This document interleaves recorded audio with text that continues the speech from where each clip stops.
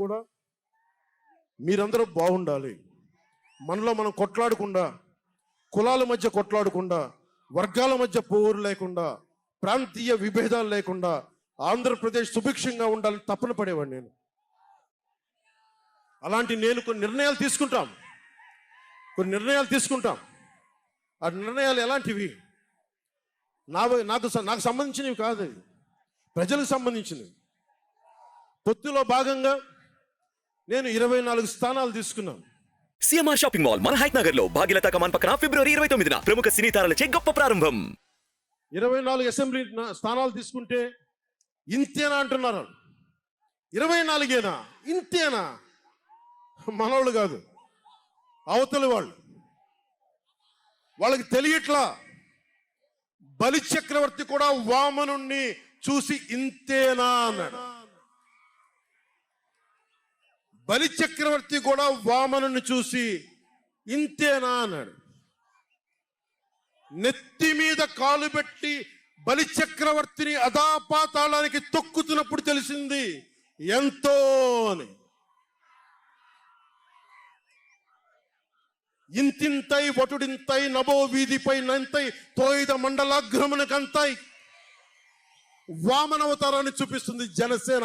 జగన్ గుర్తుపెట్టుకో, అధాపాతాళానికి తొక్కకపోతే నా పేరు పవన్ కళ్యాణే కాదు, మా పార్టీ జనసేనే కాదు, మర్చిపోకో.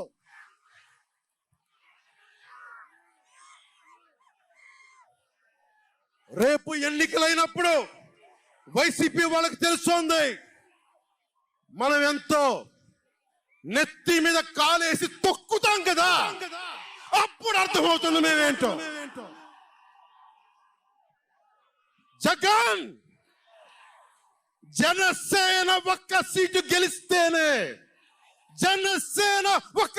గెలిస్తేనే నేను రాజమండ్రి రోడ్ల పర్యవేక్షణకి వస్తానని అంటేనే రాత్రికి రాత్రి 10th క్లాస్ విద్యార్థిలాగా, 10th క్లాస్ చదువుకునే విద్యార్థిలాగా రాత్రికి రాత్రి రోడ్లు వేశారు.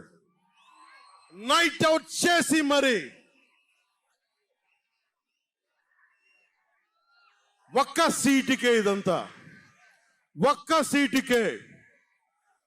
సీటు గెలిస్తేనే రాత్రికి రాత్రి రోడ్లు వేసావు. జనసేన 24 సీట్లతో ఏం చేయగలరో మీరు ఊహించుకోగలరా? వ్యూహం నాకు వదలండి, నన్ను నమ్మండి. 24 ఏంటి అని అంటా ఉన్నారు. బ్రహ్మర్షి విశ్వామిత్రుడు బ్రహ్మపదానికి వెళ్ళడానికి కూడా 24తోనే. గాయత్రి మంత్రం 24 అక్షరాలు. అంకెలు లెక్క పెట్టదని చెప్పండి ఎవరిని. పవన్ కళ్యాణ్ వంక కూడా చూడలేరని చెప్పండి. జనసేన మీద కన్నెత్తి కూడా చూడలేరని చెప్పండి.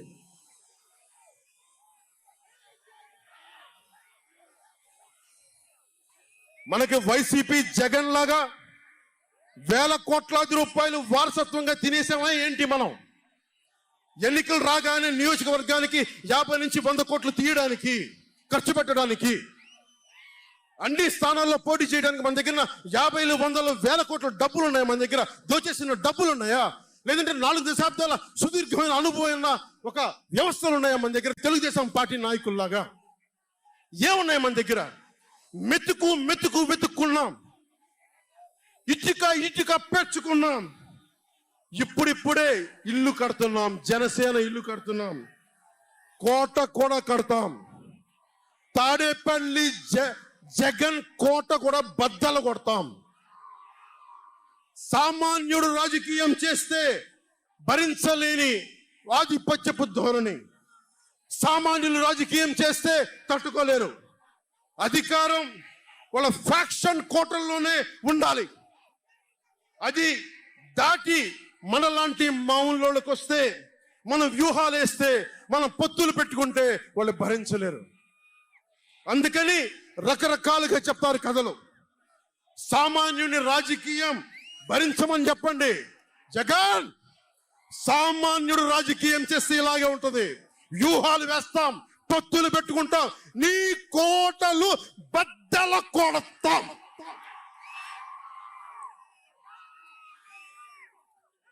అలాగే నాకు గాని జనసేన పార్టీకి గాని సలహాలు సూచనలు అవసరం లేదు.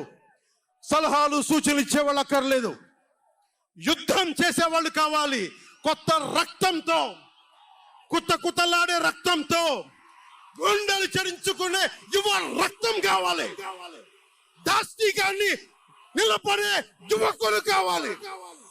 కత్తులు పట్టుకునే వీర మహిళలు కావాలి.